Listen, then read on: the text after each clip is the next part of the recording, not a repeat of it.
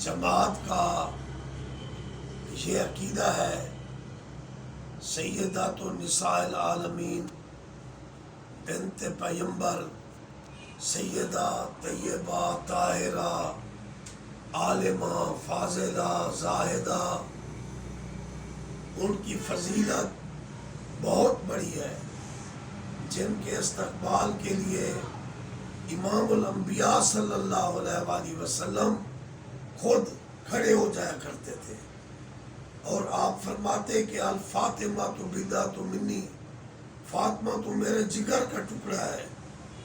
اور علماء کتابوں میں لکھتے ہیں کہ جس رات 27 معراج کی رات کو محبوب لامکانوں پر معراج کے لیے تشریف لے گئے، تو جنت میں جب آپ نے سیر کی تو جبرائیل نے ایک نورانی طشت میں آپ کی خدمت اقدس میں ایک سیب پیش کیا، اور آپ صلی اللہ علیہ وآلہ وسلم نے اس سیب کو بسم اللہ الرحمن الرحیم پڑھ کر تناول فرمایا۔ تو علماء لکھتے ہیں وہ جوہر نور سیدہ طیبہ طاہرہ حضرت فاطمہ الزہرا سیدۃ النساء العالمین کا وہ پاک جوہر تھا۔ تو جب آپ معراج سے تشریف لائے تو حضرت خدیجۃ الکبریٰ کے پاک بدن میں حضرت طیبہ طاہرہ سیدۃ النساء العالمین یعنی ان کی آمد ہوئی، اور پھر ان کا ظہور ہوا، ان کی ولادت باسعادت ہوئی۔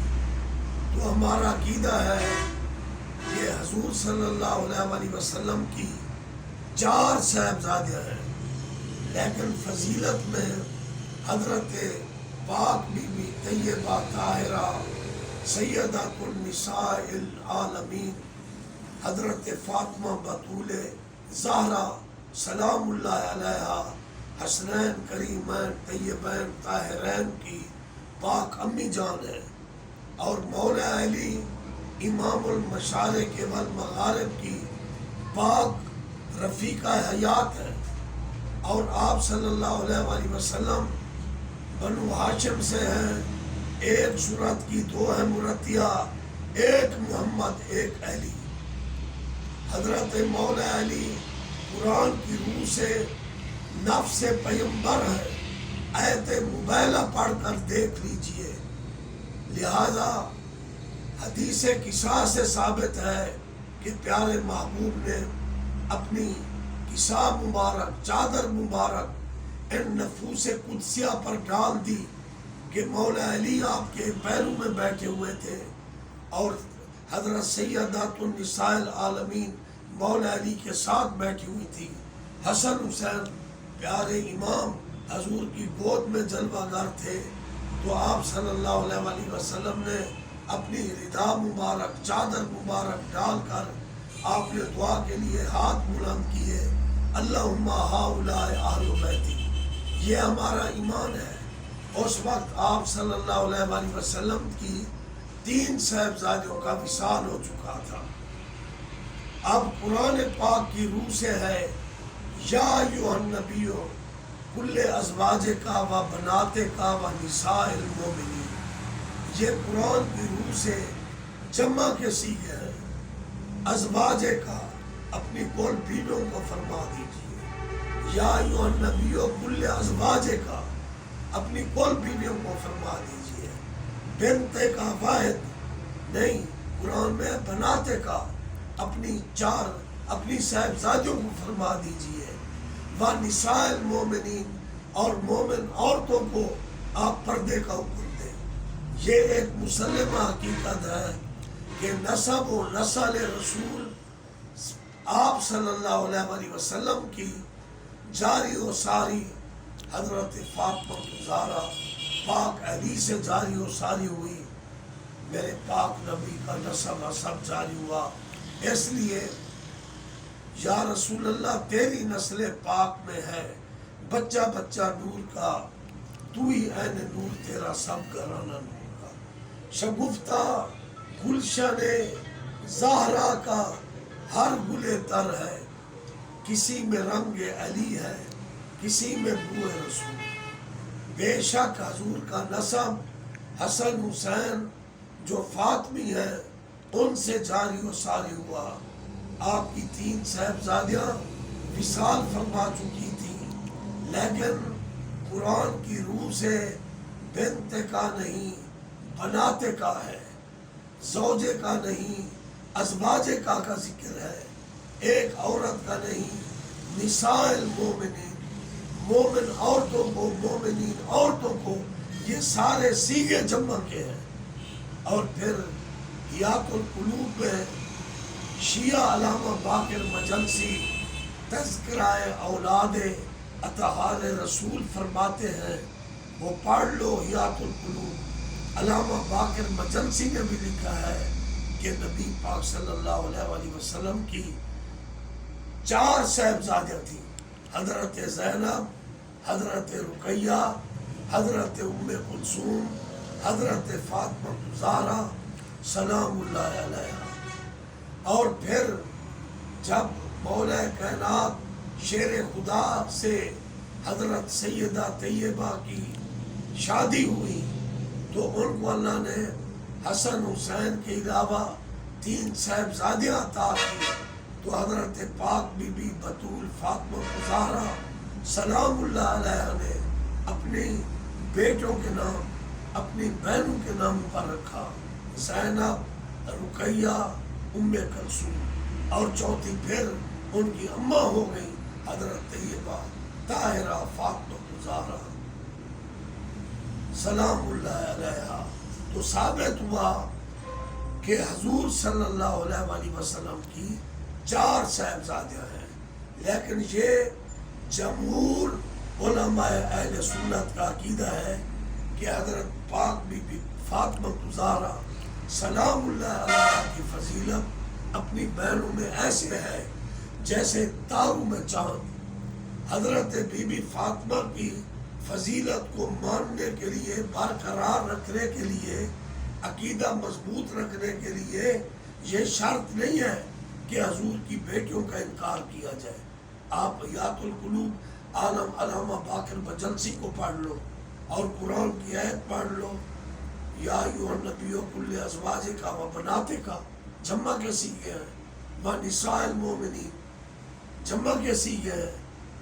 پھر ان کے ایک علامہ کی تقریر مجھے سنائی گئی، وہ ان کے مجتہد تھے، علامہ حسین بخش جاڑا، وہ ان کے مجتہد تھے۔ ان کی تقریر کا عنوان تھا کہ نبی پاک کی ایک صاحبزادی ہے۔ اب وہ کیا دلیل دے رہے ہیں کہ اللہ نے فرمایا لما تقولون وما لا تفعلون، وہ بات کیوں کہتے ہو جس پر تمہارا اپنا عمل بھی نہیں ہے۔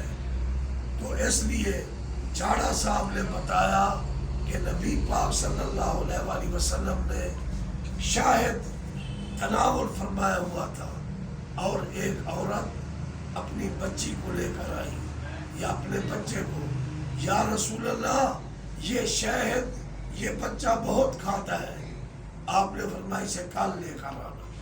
جب وہ دوسرے دن لے کر گئی تو آپ نے بچے کو نصیحت کی کہ شاید تم زیادہ نہ کھایا کرو۔ تو اس عورت نے عرض کیا کہ یا رسول اللہ یہ نصیحت آپ کل بھی فرما سکتے تھے، لیکن آپ نے فرمایا کل میں نے خود شہد کھایا ہوا تھا، لما تقولون وما لا تفعلون، وہ کیوں کہتے ہو جس پر تمہارا اپنا عمل نہیں ہے۔ یہ بیس بنایا علامہ جاڑا صاحب نے۔ اور پھر دوسری بات علامہ جاڑا نے کی کہ شراب کی حرمت سے پہلے شراب پی جاتی تھی، لیکن حرمت کی آیتیں بعد میں نازل ہوئی، لیکن یہ نبی پاک کا تقویٰ تھا۔ آپ صلی اللہ علیہ وسلم نے گوشت جو ہے نا، آپ نے شراب استعمال نہ کیا، اور آپ صلی اللہ علیہ وسلم نے پھر جب آیات بینات حرمت شراب میں پڑھی تو اس میں ایک حکمت تھی۔ اگر آپ پہلے شراب پی لیتے تو سوال کرنے والے امتی یا صحابی سوال کرتے یہ شراب اتنی گندی چیز تھی آپ نے پہلے خود استعمال کیوں فرمائی تھی؟ اب یعنی حسین بخش علامہ جاڑا ان کے مجتہد کا موقف یہ تھا کہ قبل از وقت قبل از حرمت نبی ان باتوں سے احتیاط کرتے تھے جن باتوں سے اللہ بعد میں روکتا تھا، آپ پہلے روک جاتے تھے، یہ عنوان تھا۔ اور پھر اپنی تقریر میں کیا کہہ رہے ہیں؟ ذی-النورین والوں کو بتاؤ کہ جو کہتے ہیں کہ وہ ذی-النورین دو نوروں والے حضرت عثمان، حضور نے اپنی دو صاحبزادیاں حضرت ام کلثوم، حضرت رقیہ یکے بعد دیگرے ان کے نکاح میں دی اور وہ ذی-النورین بن گئے۔ وہ کہتا ہے ان کو سمجھاؤ ذی-النورین والوں کو کہ یہ ام کلثوم اور رقیہ یہ تو ابو لہب کے بیٹوں کے نکاح میں آپ دے دی تھی اور رخصتی سے پہلے پھر طلاق واقع ہو گئی۔ کیوں؟ اللہ نے حکم دیا ہے قرآن میں یا ایھا النبی جاہد الکفار والمنافقین، منافقوں اور کافروں سے جہاد کا حکم بعد میں نازل ہوا تو حکم ہوا کہ ان کو رشتے بھی نہ دو۔ تو گویا کہ رسول نے کسی کافر کو اپنی بیٹی نہیں دی، رسول کی ایک بیٹی تھی جو علی پاک کو دے دی۔ یہ جو ام کلثوم رقیہ تھی یہ حضور کی بیٹیاں نہیں تھی جو آپ نے عتبہ عتیبہ کو دے دی اور رخصتی سے پہلے طلاق واقع ہو گئی، یہ حضور کی نہیں تھی، پھر آپ نے حضرت عثمان کو دی۔ اب جاڑا صاحب جیسے بکری اپنے ٹانگوں پر لٹکتی ہے، ان کے مجتہد صاحب ایسا ہی لٹک گئے ہیں۔ لوگ تو نعرے لگا رہے ہیں، میں ان لوگوں کو سمجھا رہا ہوں کہ جاڑا صاحب کی تقریر کا عنوان ہے نبی کی ایک صاحبزادی، اور جاڑا صاحب علامہ حسین بخش وہ نبی کا تقویٰ بیان کرتے ہیں، حرمت سے پہلے نبی پاک رک جاتے ہیں پھر بعد میں حرمت آتی ہے، حرمت سے پہلے رکتے ہیں بعد میں حرمت آتی ہے، حرمت سے پہلے رکتے ہیں بعد میں آیتوں میں حکم آتا ہے۔ اور پھر وہ مثال دے رہا ہے، دلیل دے رہا ہے، اگر شہد تناول فرماتے ہیں تو نصیحت نہیں کرتے، لما تقولون وما لا تفعلون۔ دوسرے دن نصیحت کی، فرمایا کال میں نے خود شہد کہی تھی، اسے کیسے روکتا؟ شراب کی حرمت کی آیت نبی نے بعد میں پڑھی اور آپ صلی اللہ علیہ وسلم نے احتیاط پہلے بھی شراب کو لب مبارک تک نہیں لگائے تاکہ کوئی انگلی کھڑے نہ کرے۔ تو اب جب حرمت کی آیتیں بعد میں آئی کہ کافروں کو بچیاں نہ دو، نبی نے عتبہ اور عتیبہ کو، وہ کہتا ہے نبی کی بیٹا نہیں تھی اوروں کی بیٹا تھی، کیوں دے دی؟ اگلے وہ جو نو مسلم صاحب ہیں وہ سوال کرتے ہیں آپ تو صادق امین ہو، اپنی بیٹی علی کو دے دی، یہ تو نعوذ باللہ یہ کیسی صداقت اور امانت ہے؟ حرمت کی آیتیں پڑھ رہے ہو، کفار کو نہ دو، آپ تو حرمت سے پہلے احتیاط کرتے تھے، اور یہاں یا رسول اللہ آپ نے احتیاط کیوں نہ کی؟ احتیاط کیوں نہ کی؟ ام کلثوم اور رقیہ وہ کسی کی تھی اور آپ نے جو ہے وہ ابو لہب کے بیٹوں کو دے دی، یہاں آپ نے احتیاط کیوں نہ کی؟ بکری اپنے قدموں پر لٹکتی ہے، یہ ہاتھ جاڑا صاحب کا ہے۔ بھئی تیرا عنوان یہ ہے حرمت بعد میں آتی ہے نبی رک جاتے ہیں، حرمت بعد میں آتی ہے رک جاتے ہیں۔ اب حرمت بعد میں آتی ہے کہ کفار کو رشتے نہ دو، تو حرمت سے پہلے نبی پاک کیوں نہیں رکے؟ تمہارے نزدیک کسی اور کی تھی تو امانت والا نبی کیا نعوذ باللہ خیانت کرتا ہے؟ جو حرمت سے پہلے احتیاط کرنے والا نبی ہے وہ کسی اور کی بچہ کیوں دیتا ہے؟ اور جو آیت ہے یا ایھا النبی جاہد الکفار والمنافقین، کلا کفار اور منافقوں سے لڑو۔ کیا نبی اگر کفار سے رشتہ نہیں کرے گا خود، کیا مومن کو کہے گا کہ تم کفار سے رشتہ کر لو، ان کی بیٹیاں لے لو، اپنی بیٹا دے دو؟ جب حرمت ہے تو سب کے لیے ہے، صرف رسول اللہ کے لیے تو نہیں ہے۔ امت محمدیہ کے لیے بھی حرمت ہے، امت محمدیہ کو بھی حکم ہے کفار کو اپنی بیٹیاں نہ دیں. تو جب حرمت سے پہلے نبی احتیاط کرتا ہے تو آپ نے اوروں کے بیٹیاں کس لیے دے دی؟ اس لیے یہ استدلال اس کا صحیح نہیں ہے. لیکن قرآن کی نص ہے کہ حضور کی 4 صاحبزادیاں ہیں، ایک زوجہ نہیں ہے، 11 ازواج مطہرات امہات المومنین ہے. اس لیے قرآن میں صیغے جمع کے ہیں، یا ایھا النبی کل ازواج کا. اگر وحید ہوتی تو زوجے کا ہوتا، اگر ایک بیٹی ہوتی بنت کا ہوتا، اگر ایک اولاد ہوتی تو نسبہ یا امرتن کے الفاظ ہوتے. نساء المومنین، مومنین جمع کا صیغہ ہے. تو اس لیے یہ ایک مسلمہ حقیقت ہے. حضرت فاطمہ زہرا حضور کے جگر کا ٹکڑا ہے، اور بہنوں میں ان کا شان ایسے ہے جیسے تاروں میں چاند.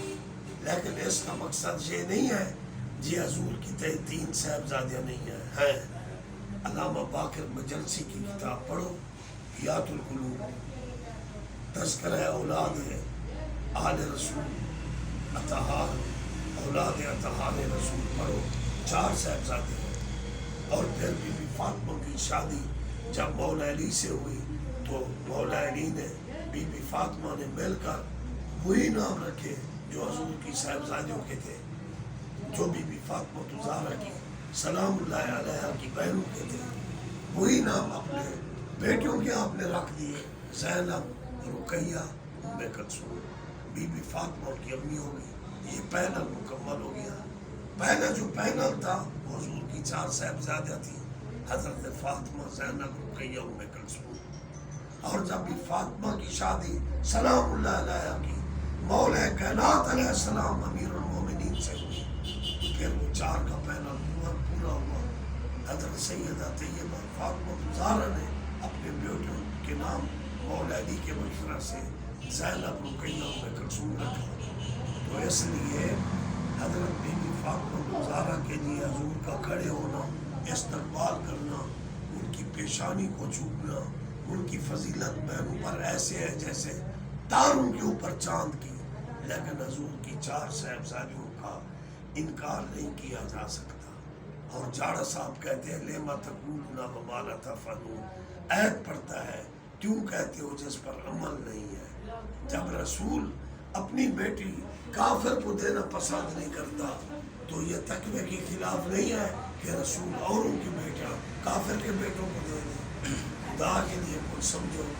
سمجھنے کی بجائے تم جاڑا صاحب کے حق میں نعرے لگا رہے ہو کہ انہوں نے بڑی اچھی دلیل دی، وہ تو تک بھی نہیں بنتا.